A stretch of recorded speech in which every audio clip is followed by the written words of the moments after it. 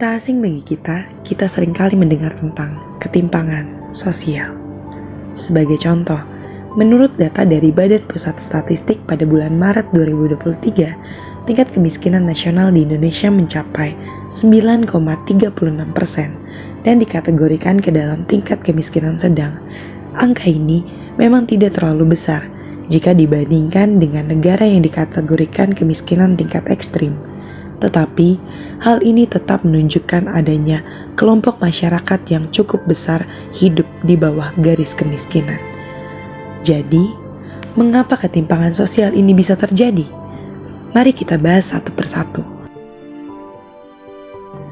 Ketimpangan sosial adalah keadaan yang terjadi karena adanya kesenjangan atau ketidakseimbangan akses untuk mendapat dan memanfaatkan sumber daya yang tersedia.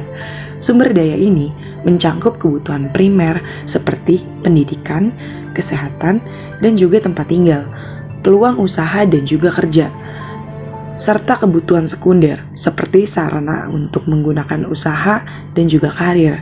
Sebagai contoh, sudah menjadi rahasia umum bahwa terdapat ketimpangan antara desa dan juga kota dalam segi infrastruktur, layanan kesehatan, dan juga akses pendidikan. Selanjutnya, kita akan masuk ke dalam penyebab mengapa bisa terjadi ketimpangan sosial ini sendiri. Penyebab yang pertama adalah ketidakmerataan ekonomi. Ketidakmerataan ekonomi menjadi faktor yang memberikan dampak paling signifikan. Lalu, yang kedua, pendidikan tidak merata. Yang ketiga, letak secara geografis yang sulit diakses dan infrastruktur yang tidak menunjang. Penyebab-penyebab berikut yang menyebabkan terjadinya ketimpangan sosial.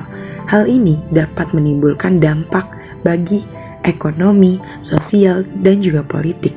Dampak bagi ekonomi yang pertama adalah memperlambat pertumbuhan ekonomi karena daya beli masyarakat yang rendah, dan juga dampak sosialnya dapat meningkatkan kriminalitas yang tinggi akibat kebutuhan lebih tinggi ketimbang pemasukan.